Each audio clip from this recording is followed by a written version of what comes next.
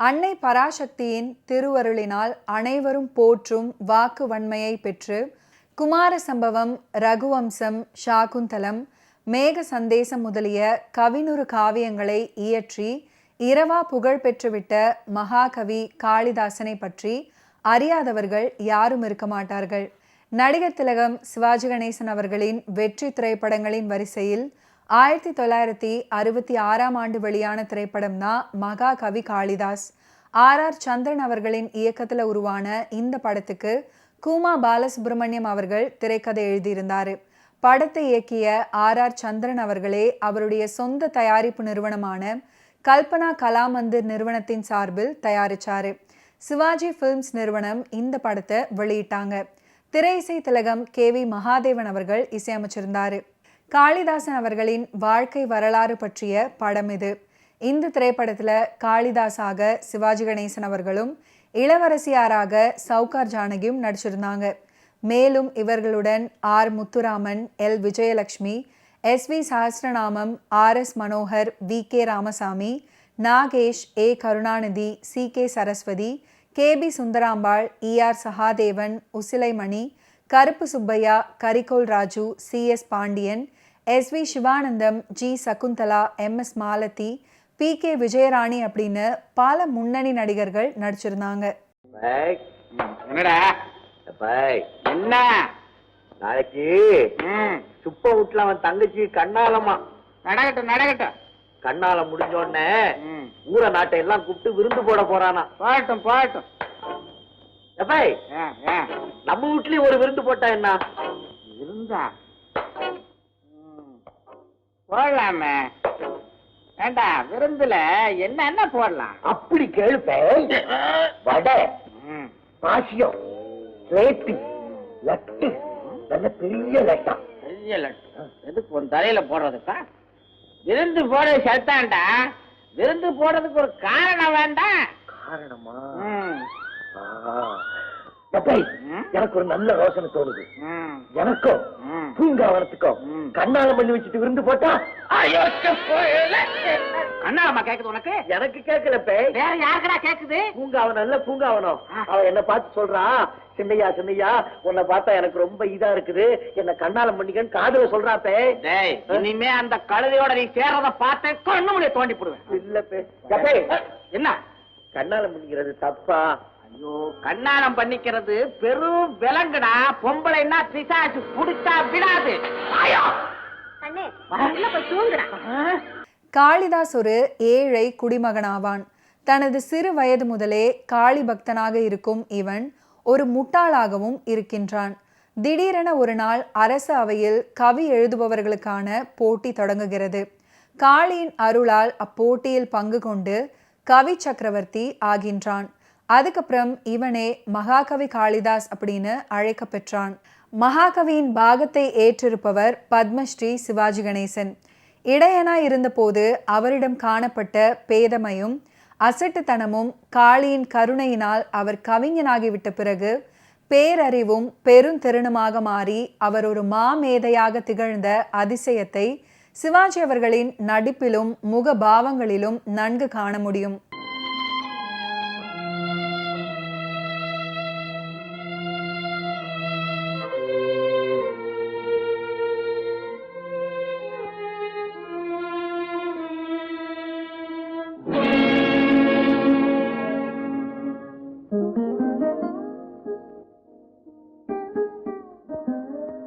அப்பா,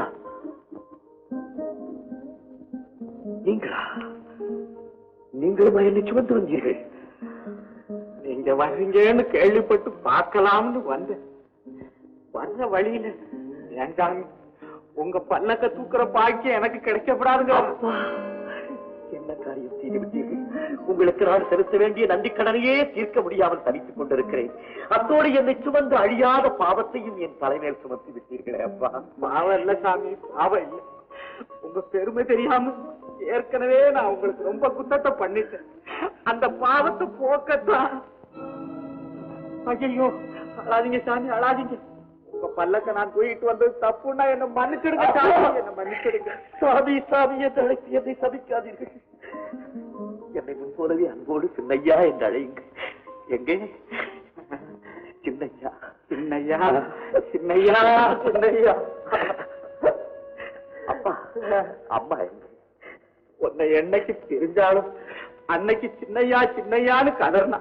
அதுதான் அவ பேசின கடைசி வார்த்தை. அதுக்கப்புறம் வாயும் பேசல, கைகாலும் விளங்கல. வாத நோயில விழுந்துட்டாப்பா, வாத நோயில. அம்மா, இடையன் சின்னையாவுக்கு ஒரு தனி நடிப்பு, கவி காளிதாசனுக்கு ஒரு தனி நடிப்பு அப்படின்னு அதே கேரக்டரை மெருகேற்றி இருப்பாரு நடிகர் திலகம்.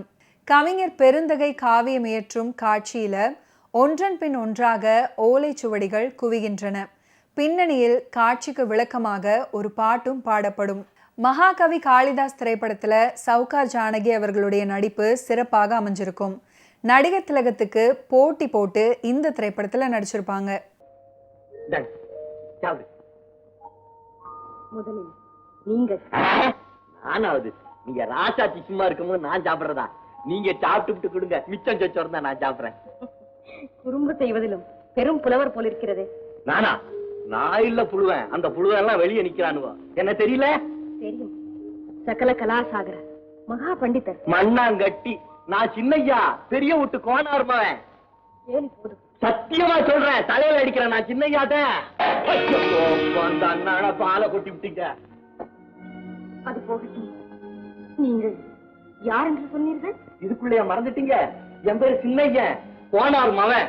நான் செவனேன்னு நாட்டுப்புறத்துல ஆடு மேய்ச்சிக்கிட்டு இருந்தேன். இந்த புழுவனுவ வந்து, நீயும் நரகத்துக்கு வாடா, உனக்கு பட்டு தர்றேன், லட்டு தர்றேன், நிறைய நகையெல்லாம் தர்றேன்னு சொல்லி என்னை ஏமாத்தி இங்க கூட்டிட்டு வந்து என் தலைய மொட்டை அடிச்சு விட்டானுவ.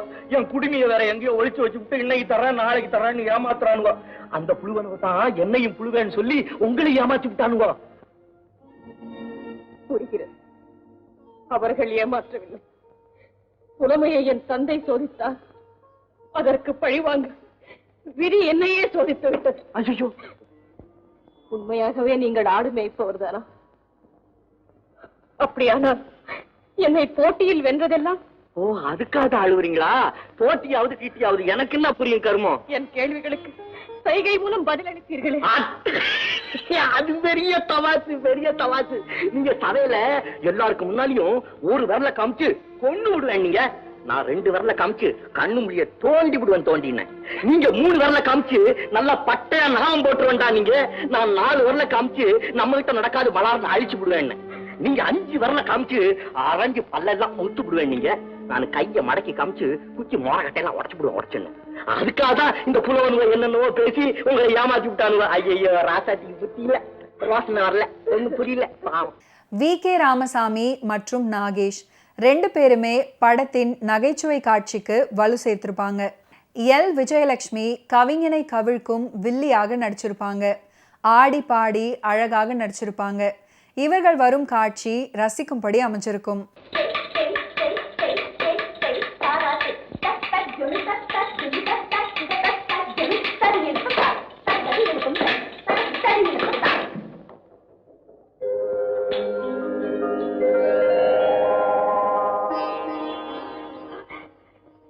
வாருங்க வாருங்க வாங்க உட்காருங்க.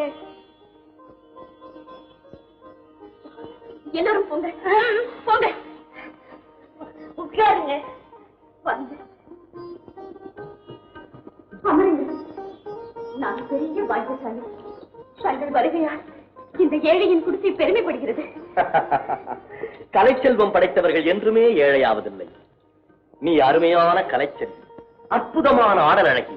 நீ வழங்கிய அபிநய பாவங்கள் இன்னும் என் கண்களை விட்டு மறையவே இல்லை. உன்னை தனியே சந்தித்து பாராட்டி போகவே நான் வந்திருக்கிறேன். கவியரசரே என்னை பாராட்ட வந்தது என் மாபெரும் அதிர்ஷ்டம். கலைஞர்களை பாராட்ட வெறும் கையோடு வரக்கூடாது. இதோ என் அன்பு பரிசு.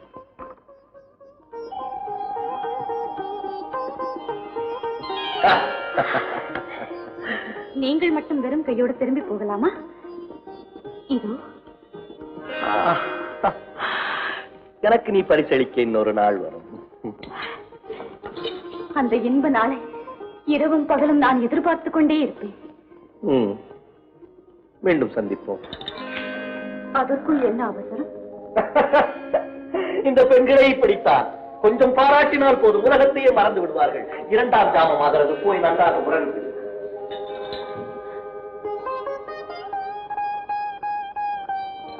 அன்பு பரிசு. சொல்லோடு விளையாடும் கவிஞரே, சொல்லை மாற்றி சொல்லிவிட்டீரே. இதை காதல் பரிசு என்று சொல்லியிருந்தால். வீரபாண்டிய கட்டபொம்மன் படத்துல அனைத்து பாடல்களையும் எழுதிய கவிஞர் கூமா பாலசுப்ரமணியம் மகாகவி காளிதாசுக்கு திரைக்கதை அமைத்து வசனம் எழுதினாரு. சில பாடல்களும் புனைந்தார். மலரும் வான் நிலவும் வெற்றி அடைந்தது. கண்ணதாசனின் பாடல் வரிகள் மகாகவி காளிதாஸ் படத்தின் மவுசை கூட்டின. காளியின் அருள் பெற்ற காளிதாசனிடமிருந்து கவிதை பெருக்கு பொங்கி வரும் பாடல் ஒரு தனி கம்பீரத்துடன் திகழ்கிறது. மாணிக்க வீணையே அப்படின்னு தொடங்கும் யார் தருவார் இந்த அரியாசனம். சிவாஜி அவர்களின் நடிப்பு, கண்ணதாசன் அவர்களின் பாட்டு, TM சௌந்தரராஜனின் ஓங்கிய நாதம், KV மகாதேவனின் இசையமைப்பு, இத்தகைய கூட்டு முயற்சியில் உருவான பாடல்கள் அனைத்துமே வெற்றி பெற்றது. மகாகவி காளிதாஸ் திரைப்படத்தில் இடம் பிடித்திருக்கக்கூடிய மற்றும் ஒரு ஃபென்டாஸ்டிக்கான பாடல் தான் கல்லாயி வந்தவன் அப்படின்னு தொடங்கக்கூடிய பாடல். இந்த பாடலை TM சௌந்தரராஜன் அற்புதமாக பாடியிருப்பாரு. பாடலுக்கு உண்டான வரிகளை கவியரசர் கண்ணதாசன் எழுதியிருப்பாரு. கல்லாய் வந்தவன் கடவுளம்மா, அதில் கனியாய் கனிஞ்சவ தேவியம்மா. கல்லாய் வந்தவன் கடவுளம்மா, அதில் கனியாய் கனிஞ்சவ தேவியம்மா. புல்லாய் முளைச்சவ சக்தியம்மா, அதில் பூவாய் மலர்ந்தவ காளியம்மா.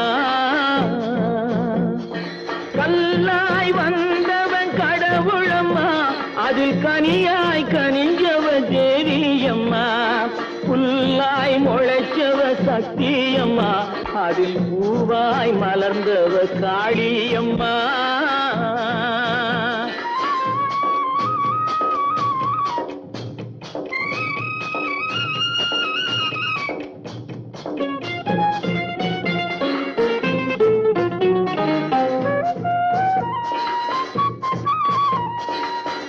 ஆண்டியின் கையில் திருவோடு, தினம் அவனுக்கு வேலை தெருவோடு.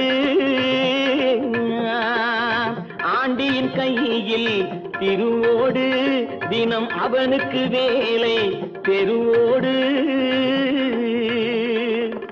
இருப்பவன் சண்டை பொருளோடு, இந்த ஏழையின் சண்டை வயிறோடு. இருப்பவன் சண்டை பொருளோடு, இந்த ஏழையின் சண்டை வயிறோடு. கல்லாய் வந்தவன் கடவுளம்மா, அதில் கனியாய் கனிஞ்சவ தேவியம்மா. புல்லாய் முளைச்சவ சக்தியம்மா, அதில் பூவாய் மலர்ந்தவ காளியம்மா.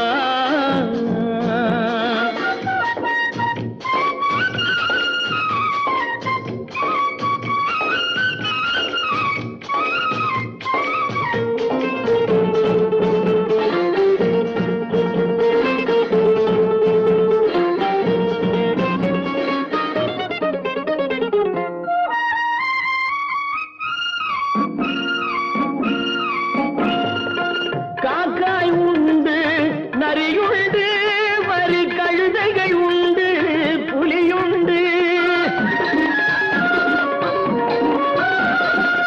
காக்காய் உண்டு, நரியுண்டு, வரி கழுதைகள் உண்டு, புலியுண்டு. மனிதரில் இத்தனை வகையுண்டு, அவர் வாக்கினில் தெரியும் யாரென்று. மனிதரில் இத்தனை வகையுண்டு, அவர் வாக்கினில் தெரியும் யாரென்று. கல்லாய் வந்தவன் கடவுளம்மா, அதில் கனியாய் கனிஞ்சவ தேவியம்மா. புல்லாய் முளைச்சவ சக்தியம்மா, அதில் பூவாய் மலர்ந்தவ காளியம்மா. புகழ்பெற்ற சமஸ்கிருத அறிஞரும் கவிஞருமான காளிதாசரின் வாழ்க்கை மற்றும் காலங்களை பற்றிய பல்வேறு கதைகள் புழக்கத்தில் இருந்த போதிலும் அவற்றில் மிகவும் பிரபலமானது அவர் உஜ்ஜயினியை ஆண்ட மன்னர் விக்ரமாதித்யரின் அரசவையில் பணியாற்றியதாகவும், அவருடைய மரணத்துக்கு அப்புறம் தாரா மன்னர் போஜா, இன்றைய மத்திய பிரதேசத்தில் உள்ள தார், அவரை தனது அரசவையில் சேர அழைத்ததாகவும் கூறும் கதையாகும். அங்கு அவர் இந்திய இலக்கியத்தில் சில சிறந்த கிளாசிக் படைப்புகளை எழுதியிருந்தார். யாரையா நீ? வருகிற பெண்களை வர்ணனை பாடத்தான் கோவிலுக்கு வந்தீரோ? நான் உன்னை வர்ணித்து பாடவில்லையே. ஏன் வர்ணிக்கிறதுக்கு ஒண்ணுமே கிடையாதா? பாடுகிறேன், நல்லா தான் பாடு. உங்களுக்கு இது தெரியாதா? 2 பெண்கள் இருக்கும் போது ஒருத்தியை பத்தி உயர்வா பாடினா அடுத்த பெண்ணு கோவம் வராது. தெரியாம பாடிட்டார். நான் யாரையும் பாடவில்லை. நிலவு புறப்படுகிறதே, அதைத்தான் பாடினேன். நாமும் கவனித்தோம். கவி பாடுவதற்கு புது முயற்சியோ? ஏன் புரியவில்லையோ? நாம் பாடியது கட்டளை கலித்துறை. அது புரிகிறது. அதிலே உள்ள பொருள் குற்றமும் புரிகிறது. பொருள் குற்றமா? என் பாட்டிலா? ஆமா. என்ன கண்டீர்? இரவிலே உலவுகின்ற நிலவும் பகலிலே மலருகின்ற தாமரை ஒரே கவியில் சந்திப்பது முரண்பாடல்லவா? அதனால் தான் தாமரை மொட்டு என்று பாடினேன், மலர் என்று பாடவில்லையே. அதை தாங்கள் கவனிக்கவில்லையோ? கவனித்தோம் தெளிவாக. நீர் நிலவை பற்றி பாடிதாக கூறியதே போய். எப்படி? இன்று அமாவாசை, நிலவு எப்படி வரும்?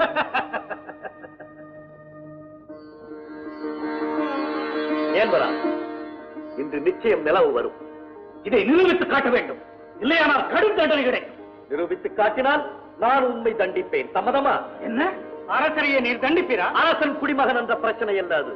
2 புலவர்களுக்குள் ஏற்பட்ட சர்ச்சை. சம்மதமா? சரி, ஒப்புக்கொள்ளுகிறேன். மகிழ்ச்சி. வெளியே சென்று பாரும்.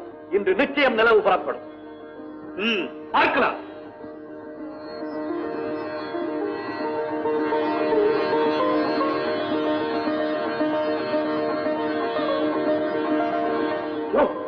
போஜ மகாராஜர்கிட்ட புறமையில தகராறு வச்சுக்காதியா?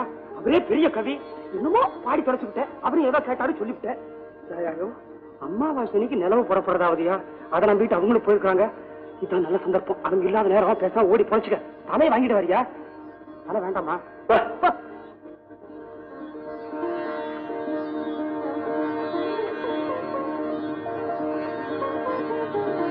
தாயே,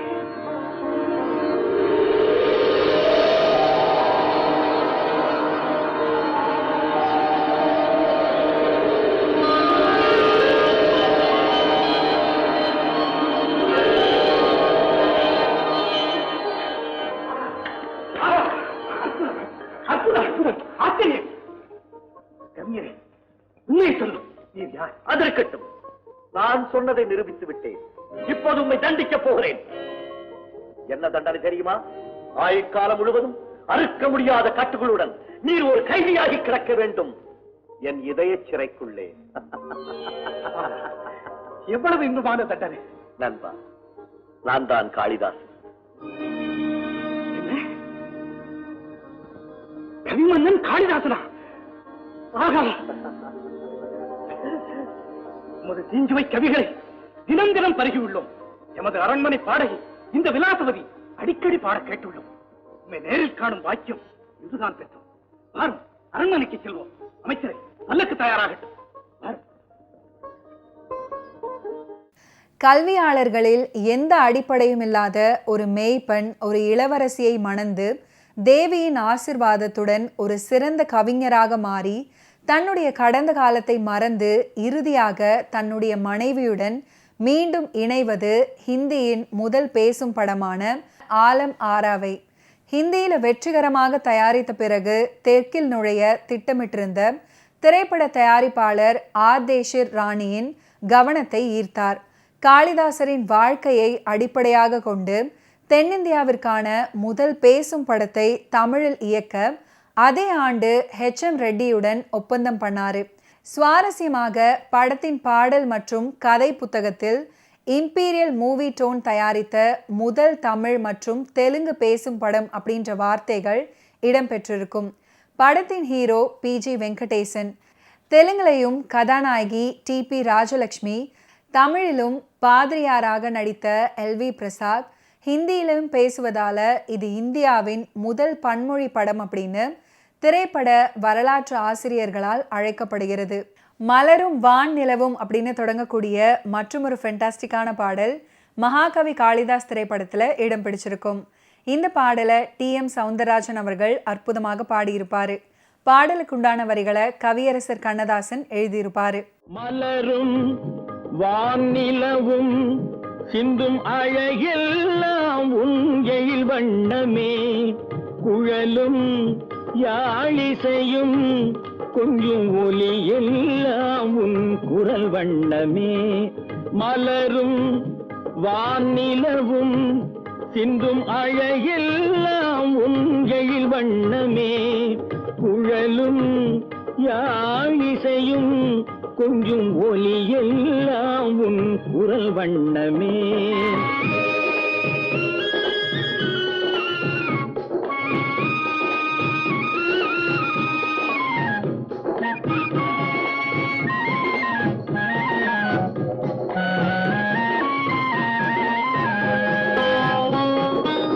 மழையில்லாமல் வளமில்லை, ஒரு விதையில்லாமல் பயிரில்லை.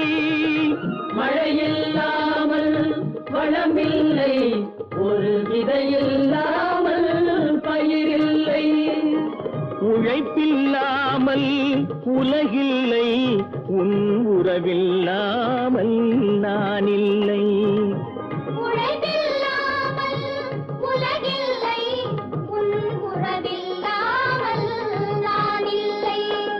மலரும் வானிலவும் சிந்தும் அழகெல்லாம் உன் எழில் வண்ணமே, குழலும் யாழிசையும் கொஞ்சம் ஒலி எல்லாம் உன் குரல் வண்ணமே.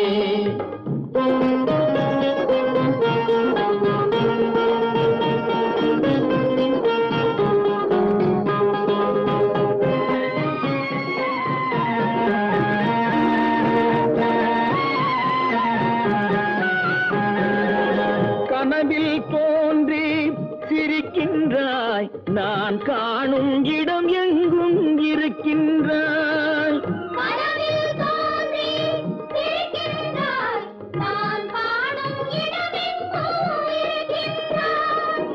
கனியில் ரசமாய் இனிக்கின்றாய், என் கையில் கிடைக்காமல் மறைகின்றாய்.